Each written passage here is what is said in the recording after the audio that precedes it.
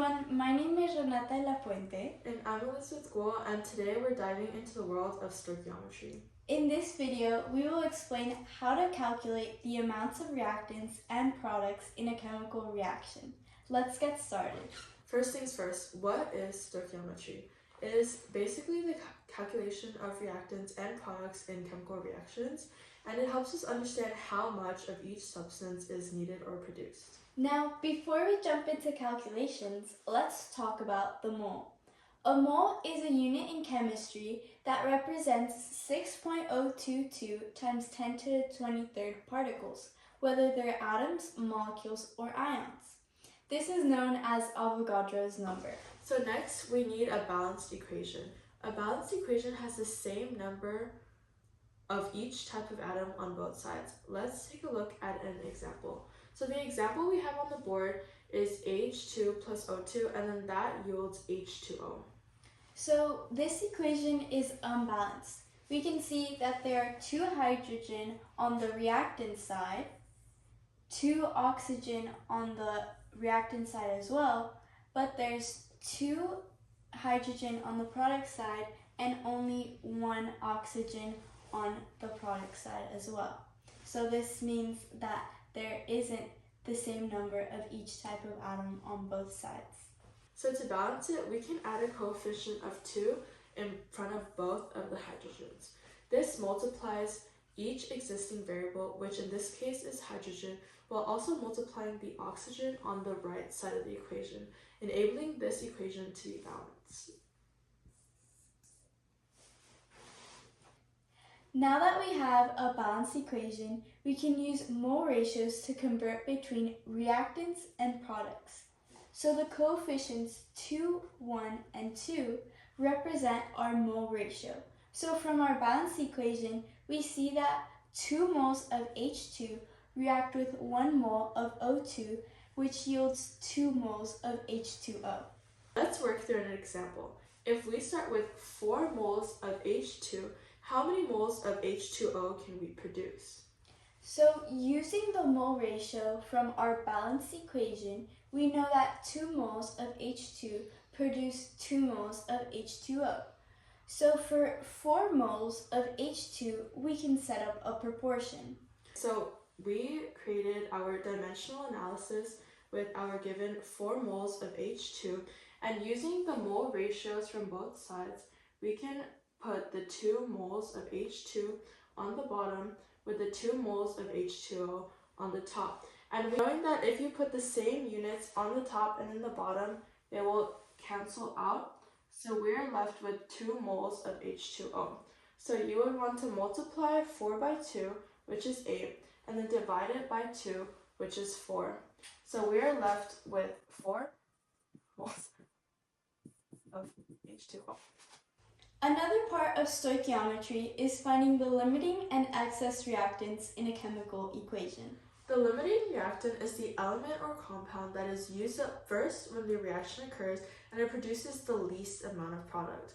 The limiting reactant limits the amount of product that can be produced because once it is used up, the reaction cannot proceed. Meanwhile, the excess reactant is the reactant or compound that is left over once the reaction occurs. Think of it like a recipe for making a milkshake. If you need 2 scoops of ice cream and 1 cup of milk to make a milkshake, but you have 4 scoops of ice cream and 1 cup of milk.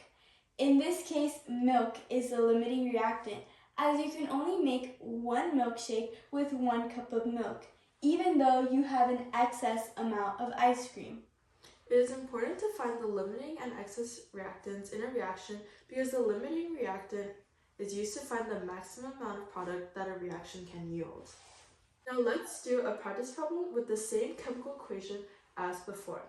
If there are 6 moles of H2 and 2 moles of O2, we have to identify the limiting reactant and what the theoretical yield of H2O in grams is.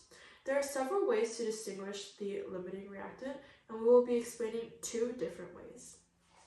The first way to identify the limiting reactant is by using the moles given and the mole ratio in the chemical equation.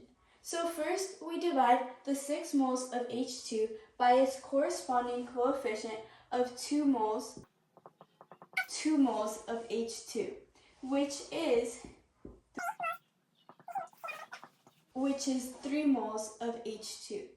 Next, we divide 2 moles of O2 by its corresponding coefficient of 1 mole of O2.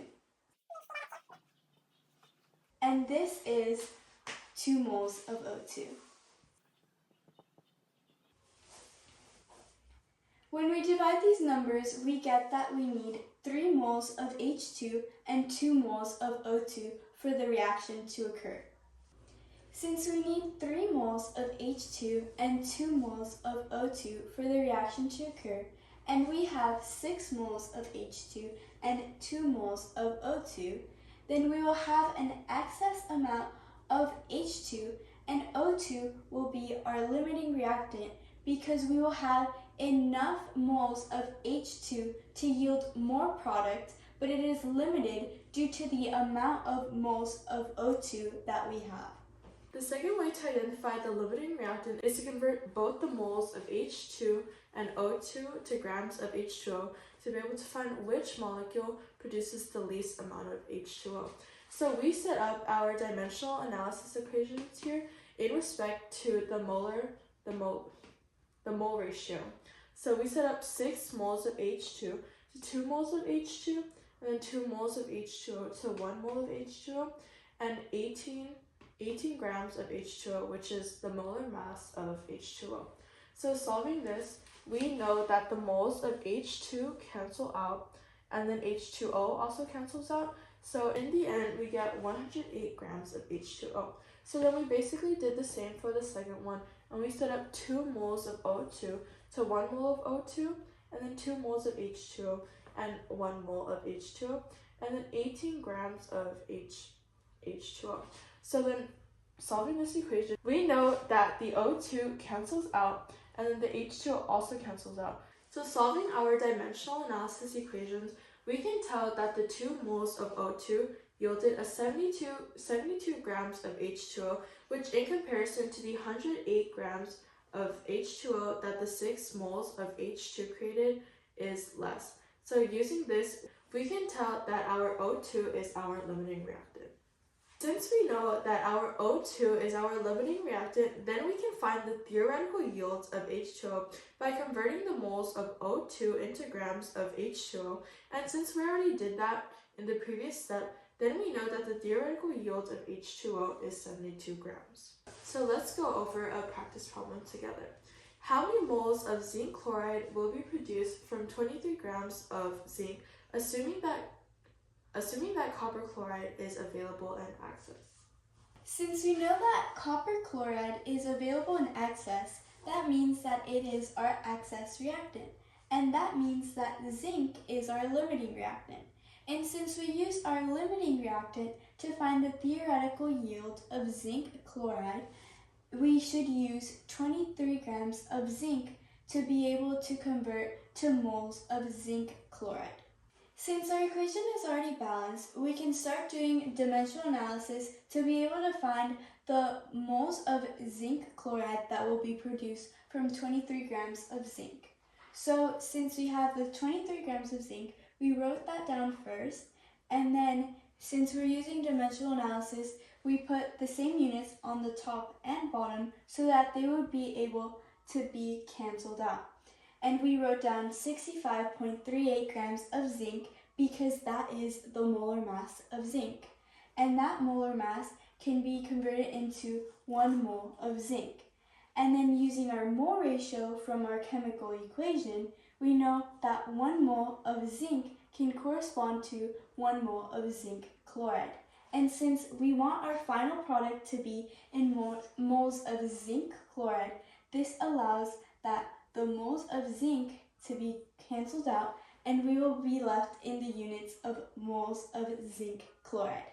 So when we multiply everything on the top and divide by what we multiply on the bottom, we get that we have 0.352 to moles of zinc chloride, which is produced by the 23 grams of zinc.